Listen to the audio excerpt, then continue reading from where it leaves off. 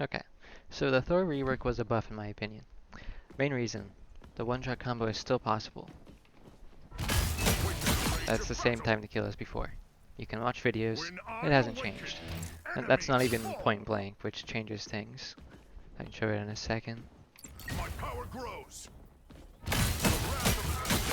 Sometimes it ticks faster and only kills them in 2 shots, or whatever, with the little AoE of being an awakening.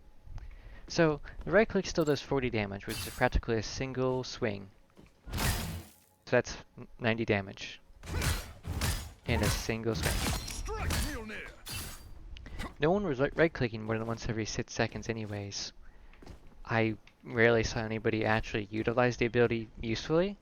Sure, on paper, yes, it would be nicer to do damage like that.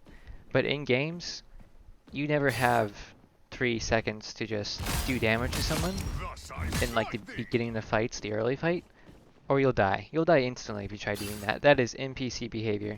Maybe Thing can get away with doing stuff like that, but he has a lot more health, damage reduction, and options for getting out. That's not Thor playstyle. People complained about Lightning Realm a lot, and now we have a Lightning Realm on 6-second cooldown. I don't get to complain. I don't get the complaints now. That's a 13-second cooldown, 6-second cooldown. It's, you basically just, I don't know, helped them a lot in getting hammers. Like sure, Lightning Realm was never useful to begin with, but now it has a side move. Yeah, the time to kill, it's the same. The only real use of right click was time to kill on squishies. There's no point. Like let's pretend I'm fighting this bot. I want to kill this guy. What's quicker? That, what I just was doing, or like this? Pretend he's a Groot with like 1000 HP. You see what's more consequential? Storm Surge. Storm Surge is way more consequential for tanks. There's no point in right-clicking tanks. Like, pretend this is Magneto. Magneto has no mobility besides floating. And a bubble. That stops you from storm surging him, but still. There's no point in right-clicking people who just get healed. Like, if that guy was getting healed by, like, maybe even an Ultron, there's no point in right-clicking him. You're not gonna surpass his healing. Unless you go out in Awakening, do every single combo, but even then, it's quicker to just move them out of position where they can't be healed, can't be helped by their team, and your team can kill them. People forget this is a team game, and just because you nerf someone's stats doesn't mean they're not like viable. They have other options for working together with their teammates.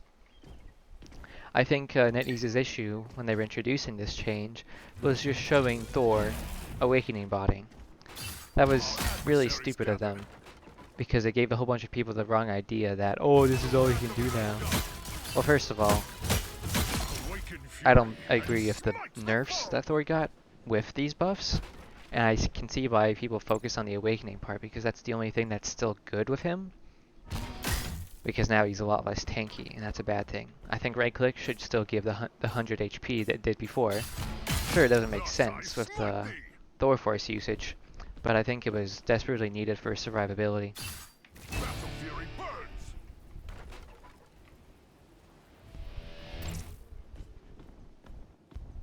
And yeah, with this update, a lot more flyers were added, or a lot more flyers are being used.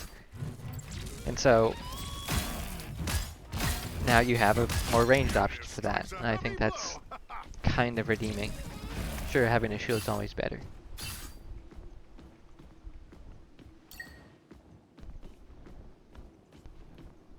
And also, during fights, Thor used to have a lot of downtime, where he can't do anything because people are too far away, he can't close any gaps or else he dies. The only thing he could do is Awakening. And if he doesn't have the hammers, then he can't. But now, from like 20 meters away, he can right click and get his hammer back like 5 seconds sooner and awaken again. Now, in fights, sometimes the enemy team takes space and your damage dealers can't deal their consistent damage anymore. It's just the tanks holding space and the healers keeping them up. They don't expect the Thor to do damage anymore in that situation. They want to ignore the Thor. They're trying to like divide and conquer. So they think they've divided you and they've conquered you, but now you get awakening. Now your team is doing more damage than it was before. That amount of uptime is very useful and it's underrated for this rework. Because you're a melee character and it's pretty good to do range damage as a melee character. And yeah, the general cooldown of awakening is now 5 seconds. What I mean by that is you get one hammer once you're done. Let's pretend that guy didn't die. Okay. I had to wait 5 seconds to get another awakening. Now that's if you get a melee hammer reset. You can't always do that. Sometimes you do need to rely on your right click if you're far away. And that's pretty nice. You don't have to stay in melee to guarantee you get the awakening back. And sometimes you really do need it.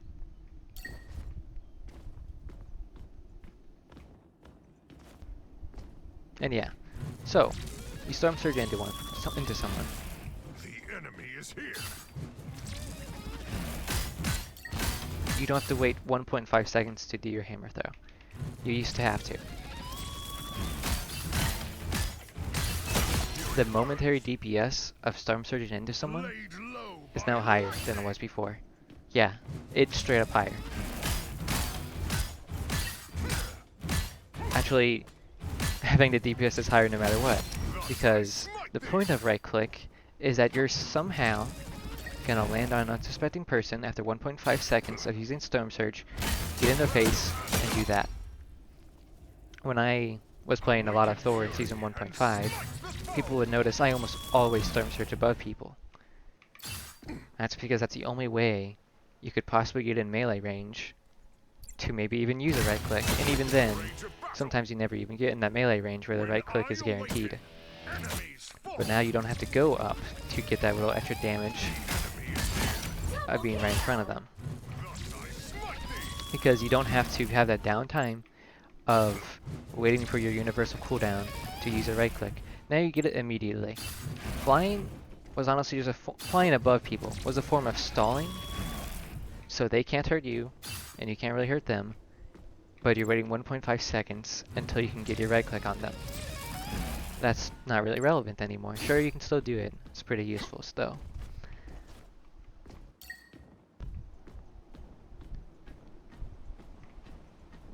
Yeah, it's only like a 50% nerf in the damage of the ability, but now it's on 0 cooldown in like a burst situation, which matters when your team is also killing someone. Sure, you're not gonna solo kill them as quickly. I mean, I haven't seen like side-by-side comparisons, but I genuinely think its DPS might be higher, or exactly the same when you're fighting someone below like 300 HP. Because, yeah, you heard my universal cooldown come off at the very end there, but it came back now. And you see their health? It was already so low. Where, I don't know. I just genuinely don't think it changes anything. It doesn't change the burst actual output of Thor. Unless you're just like, I don't know, beating up a Venom. But in that case, like, it doesn't matter that much. That's not your job to burst people down. People are in denial about NetEase making Thor an actual tank, and so they're really mad about the change. It's really uncalled for. He's a tank. Cry.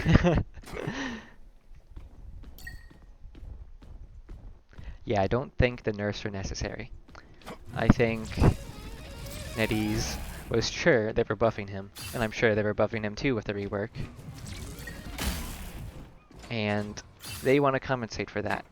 They didn't want to ruin the stupid little Ultron meta, flyer meta, so they nerfed Thor at the same time. They want to give those new heroes a spotlight, because that's what keeps people playing. And so they nerfed him at the same time to basically keep him down.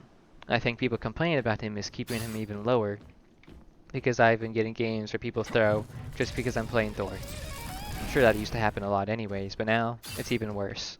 So I think the community is making it worse for him, for Thor, than it needs to be. But yeah, that's about it. That's all I've got.